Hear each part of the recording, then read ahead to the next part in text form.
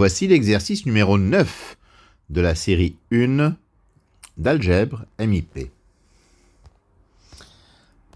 Alors, voici l'énoncé de cet exercice. Si A et B sont deux parties d'un ensemble E, première question, faire un dessin puis calculer A delta B, la différence symétrique de A et de B, pour A égale 0, 1, 2, 3 et B égale 2, 3, 4. Deuxièmement, montrer que A delta B égale A moins A inter B, union B moins A inter B. Troisième question, on suppose que A delta B est égal à A inter B. Montrer que A et B sont tous les deux égaux à l'ensemble vide. Ce n'est pas 0, c'est l'ensemble vide. Quatrième question, soit C un élément de P de E, c'est-à-dire une partie de E, montrer que A delta B égale A delta C équivaut à B égale C. Bien entendu, donc de la droite vers la gauche, c'est absolument évident. Si B vaut C, ben A delta B, c'est A delta C. C'est de la gauche vers la droite qu'il va falloir creuser. Et cinquième question, résoudre l'équation en X, A delta X égale l'ensemble vide. Alors, la première question, lorsque A égale 0, 1, 2, 3 et B égale 2, 3, 4, alors A delta B, c'est A union B moins A inter B, c'est-à-dire tout ce qu'il y a dans A ou dans B, mais pas dans l'intersection. Donc le dessin montre que l'ensemble A contient 0, 1, 2, 3, l'ensemble B 2, 3, 4. Alors à ce moment-là, l'intersection de A et de B c'est 2, 3.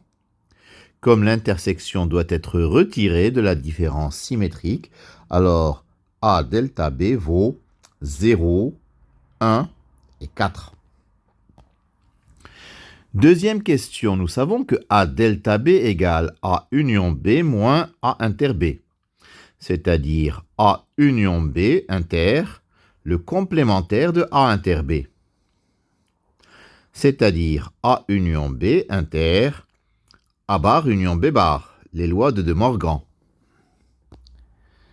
J'effectue une distributivité, ça nous donne A inter, A bar union B bar, union B inter, A bar union B bar, A bar inter B bar plutôt, ou plutôt A bar union B bar. Que dis-je? Ici, il y a bien entendu union. Ce qui donne A inter B le tout bar, union B inter, A inter B le tout bar. C'est-à-dire A moins A inter B, union B moins A inter B.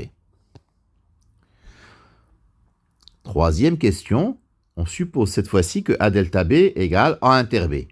Et nous allons montrer que A égale B égale l'ensemble vide. Si A delta B égale A inter B, alors A union B moins A inter B, c'est A inter B. Donc A inter B, c'est l'ensemble vide, parce que si on a retiré A inter B, pour trouver A inter B, ben c'est que A inter B est vide. Mais dans ce cas-là, si A inter B est vide, il nous reste dans la relation précédente juste A union B moins l'ensemble vide égale l'ensemble vide. Ça veut dire que A union B, c'est l'ensemble vide. Donc c'est que A, c'est l'ensemble vide, et que B, c'est aussi l'ensemble vide. Quatrièmement, on suppose que A delta B égale A delta C. Nous allons montrer que B égale C. Par une double inclusion. On va montrer d'abord que B est inclus dans C, puis ensuite que C est inclus dans B. Alors montrons que B est inclus dans C. nous allons prendre un x dans B. Et on va prouver qu'en fait, il est dans C. Alors ce x qui est dans B, il y a deux possibilités. Soit il est dans A, soit il n'est pas dans A.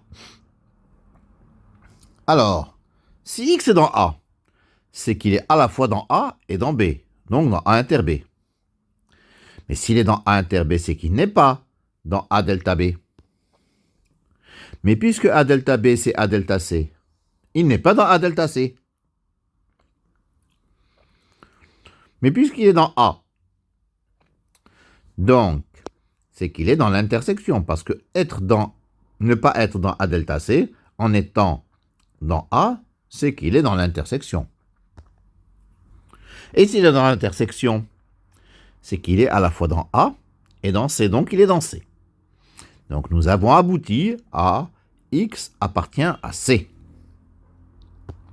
Deuxième cas de figure, si X n'appartient pas à A. Ben, s'il n'appartient pas à A en étant dans B, c'est qu'il appartient à A delta B. Donc à A delta C. Mais comme il n'appartient pas à A, donc il appartient à C, puisqu'il est dans A delta C. Donc dans tous les cas de figure, nous avons abouti à X appartient à C. Par conséquent, B est inclus dans C. Montrons à présent que C est inclus dans B. Je fais le même raisonnement. Si X appartient à C, deux cas de figure. Soit X appartient à A, soit X n'appartient pas à A. Si X appartient à A, il appartient à A et à C, donc à A inter C. Et puisqu'il appartient à A inter C, il n'appartient pas à A delta C. Donc X n'appartient pas à A delta B, parce que A delta C, c'est A delta B. Or, X appartient à A, sans appartenir à A delta B. Donc il appartient à l'intersection. À A inter B. Donc il appartient à B. Parce que A inter B est contenu dans B. Maintenant, si X n'appartient pas à A, ben, il appartient à C sans appartenir à A, donc il appartient à A delta C. Mais A delta C, c'est A delta B, donc X appartient à A delta B. Et comme X n'appartient pas à A, comme il appartient à A delta B, c'est qu'il appartient à B. Donc dans tous les cas de figure, le X que nous avons pris au départ dans C, en fait, il est dans B. Donc C est inclus dans B. Et par voie de conséquence, B égale C. Nous avons vu en préliminaire que dans l'autre sens, si B égale C, forcément A delta B égale A delta C. Donc ceci clôt la démonstration. La cinquième et dernière question, il s'agit de résoudre l'équation A delta X égale l'ensemble vide. Bon, A delta X, nous avons vu que c'est A inter X bar union A bar inter X. Ceci est égal à l'ensemble vide. Ça veut dire que les deux ensembles A inter X bar et A bar inter X sont tous les deux vides.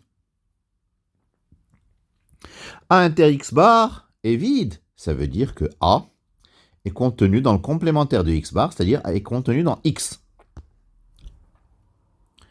A bar inter X est vide, ça veut dire que X est contenu dans le complémentaire de A bar, c'est-à-dire dans A. A contenu dans X et X contenu dans A, ça veut dire que X égale A. Ça veut dire que l'ensemble des solutions de cette équation, c'est l'ensemble A tout seul. Donc, c'est le singleton grand A. Voilà, c'est terminé pour cet exercice 9. Je vous remercie de votre attention.